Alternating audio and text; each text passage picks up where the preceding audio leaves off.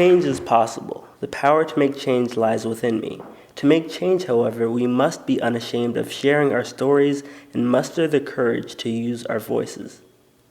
I believe in the power of connecting the voices of young people to action. I'm not a young person, but I was one once, and I remember very clearly what it felt like not to have a voice and to feel powerless. I'd like to make 3 points. The first is that when we don't help young people to find and share their voices, there are consequences for them. The second is that when we don't help young people to find and share their voices, there are consequences for all of us.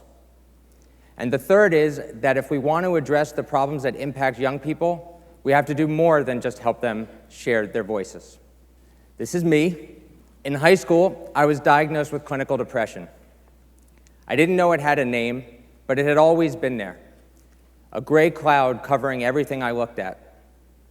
The hardest part of depression for me, the part that I never really got over, was having people tell me that I couldn't trust what I saw, that I needed to trust their versions of me and the world. Apparently, I'm 6'3" and built like a football player, but I couldn't see it. So what was hardest for me about that was that even though they meant well, telling me that I couldn't trust what I saw meant that I couldn't trust myself. And if I couldn't trust myself, how could I possibly think I had a voice? And if I didn't have a voice, how could I possibly speak up for change? This wasn't just a problem impacting me, and it wasn't just a problem impacting people with depression. Not having a voice is an issue impacting almost all young people. We often think that the saying that children should be seen and not heard is a relic of a bygone era, but the truth is that that belief and its implications are very much alive. Think about how it's shown up in your own life. Think about a time in your youth where something wasn't fair. Something that directly impacted you, something that you couldn't do anything about. It could have been a bully, or a teacher singling you out, or having to deal with the death of a friend or family member. Whatever it was, remember those feelings. Remember what it felt like to feel angry and frustrated and helpless. So this brings me to my first point. When we don't help young people to find and share their voices, there are consequences. I'd like to share a couple of examples. The first is that as a community organizer years ago, I had the chance to work with a 70-year-old grandmother named Nancy. Nancy testified at a city council hearing because her grandkids needed a teen center. After the hearing, she started crying because it wasn't until that moment, 70 years into her life, that she realized that she had the right to get up and ask her public officials to act. 70 years. The second example comes from my current work. I'm the co-founder and executive director of Critical Exposure, a nonprofit that uses photography to engage young people and to teach them that they have the ability to change their lives and to change their schools and communities. This is one of the amazing young people that we've had the chance to work with, Samara. I'll let her share her story. One day, during class, I was being harassed by several students while my teacher was present. The next day, I tried to commit suicide. I missed 2 weeks of school before I finally dropped out. I developed a destructive behavior, but I also found ways to express my fear of failure and loneliness through art. I spent my days thinking of creative ways to show how I felt through my photography. Even on my worst days, I took photos. For Samara, art was the outlet she needed to find and share her voice. But without outlets like these, the consequences for young people can be severe and last a lifetime. This brings me to my second point. The consequences are not just felt by those young people. The consequences are felt by all of us. When we don't help young people find and share their voices, the problems escalate. As an example, we spend billions of dollars every year keeping more people in prison than any other country in the world. Why? There are lots of explanations, but one of them is that it ties directly to dropout rates. How do we figure out why the dropout rate is so high? We should talk to the people who drop out, right? Young people. But the truth is that almost all of the research that has happened has focused on the opinions of everyone but young people. So if we want to make sure that these consequences don't impact all of us, we have to get to the root. We have to talk to young people, hear their input, and figure out what that means for what we need to do. This brings me to point number 3. Just hearing that input and listening to those voices is not enough. Stories are not enough. I recognize that that might be blasphemous saying on the stage of TED, but the truth is that stories can and have inspired change. I imagine some of them will today. But we cannot count on stories to change the systems that disproportionately impact our youth, especially youth of color and low-income youth. We can't just tell stories and go home hoping that the ripples will create a better pond. We're much more likely to get the changes we know need to happen if we take action, deliberate and strategic steps to create the changes that we know we need. So this brings me to another example. As part of Critical Exposure, we've had the chance to work with a number of amazing people. This is Byron.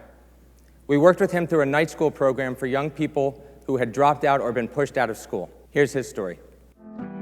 My brother motivated me to go back to school because he graduated from school in 2006, and then in November he got killed. Before he died, I told him that I was going to graduate from high school. This is the liquor that I drank after my brother got killed, and this is what helped suppress the thoughts and what was going on in my mental after he got killed. I needed somebody at 4 o'clock in the morning, and there was nobody I could call. And I feel as though if the schools had grief counselors, counselors that specialize in exactly the things that go on an urban youth's day-to-day, then it'd be a whole lot easier for that person to concentrate in school. So a quick note, those photos, that piece, and that music were all put together by Byron. Now, there's an exciting part of Byron's story. He graduated from high school. He kept his promise to his brother, he stayed off drugs and alcohol, and he became an educational assistant at an elementary school in DC. He attributes a lot of that success to the opportunity he had to find and share his voice. We're extremely proud of that. But here's the problem. For all the other Byrons, for all the other young people facing trauma like that, nothing changed. No one fought for grief counselors. No one now gets more support than they did before Byron. So if we want to really create the changes that we need, we have to do more than that. We have to connect to action, and we didn't know how to do that then. Since then, we've learned some things. And now we don't just work with young people to document the issues they face. We make sure that they incorporate their voices and images into campaigns that they develop and that they lead to fight for solutions that they choose. They are working to build the public demand and political will to ensure that all young people, especially young people of color and low-income youth, have access to a high-quality education and the resources that they need. This is Malik. You heard some of his words at the beginning, and he's a young person that we've worked with over the last several years. Here's his story. Before my brother died, I had always felt different, but after his death, I just couldn't deal with any of it. But none of my teachers or any of the staff people at the school really sat me down or tried to talk about it. Once the Dana students threatened to report me to Child Protective Services for not coming to school, and that wasn't the type of support I needed. After a couple months of not attending school, they just kicked me out. School should be better equipped to help students deal with intense emotional issues, such as death of a friend or family member. With restorative practices, students will be able to express the emotions they would have normally kept inside, and schools will better be able to provide them with the support they need. This story sounds familiar, right? It's almost exactly like Byron's. The difference is that this time the students took action. This time Malik and his peers didn't just identify what needed to happen, they fought for it. The students spent almost a year trying to convince DC Public Schools and the DC City Council to implement restorative practices, which you heard Malik mention. Restorative practices are essentially an alternative to harsh discipline policies that suspend and expel students, and instead try to get to the root of the problem and help them figure out what's wrong and how they can solve it and how they can support them. There have been other wins as well. So now there is a pilot program at one of the high schools in DC, the high school that Malik went to. So we're actually having young people get the benefit of this program. There have been other victories as well. Young people fought for funding for a community garden in a food desert. Young people won funding for a library in a school that didn't have one. Young people helped convince a high school to put an ethnic studies class on the curriculum because it was a school where young people of color felt they were being discriminated against. There are lots of victories, and we aren't the only ones doing this.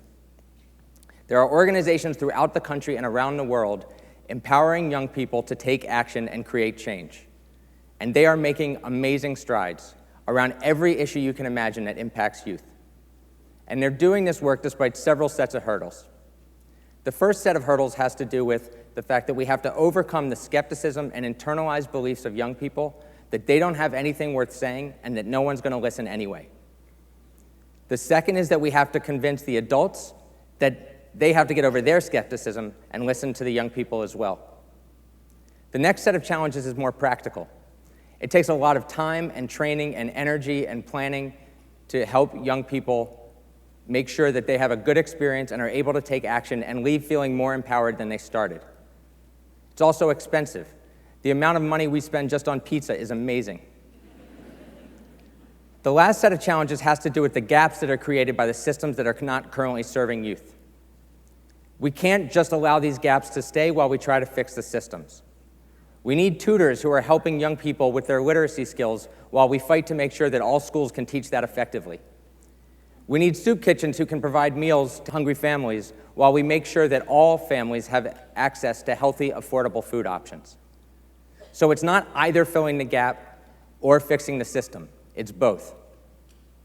And this is why we need to do more than just tell stories. So now I'd like to issue the obligatory TED call to action. Imagine if we worked with young people differently. Imagine if we gave them the tools and the resources they need to succeed, to create the world they want to see. Imagine if as adults we saw our role as being resources and supporters and allies to young people.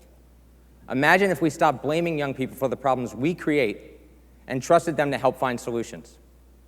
So to all the adults, the next time you hear a powerful story from a young person, think about the implications. What needs to change? Who needs to hear that story? How can you support them? It might be helping them to develop their strategy. It might be standing behind them when they get up to speak. It might just be paying for the pizza. And to the young people, hold us to it. Find others who share your views. I promise they're out there. Find out who makes the decisions on the issue you care about. Find out what resources are available to provide training and support. Find out what other people have tried. And to those of you who are already working directly with youth and helping them tell their stories, thank you. But also, please keep going. You, more than anyone, hear young people and recognize the need for real change. Help connect those young people to opportunities to take action. Because it is only when young people are taking action that these systems are really going to change. So, I would now like to invite you all to join us, join our voices in taking action. Because when we do, we help young people avoid those personal consequences, we help all of us avoid the collective consequences, and we create a new generation of leaders like Mike, who'll close us out. I was just surprised by the fact that a kid would be able to actually change someone's decision. Because when people like see us as kids or teenagers, they don't think that we actually hold the power to do something. So the fact that we can do that with kids and we can do it with something as unique as photos basically adds the sugar on the top. Thank you.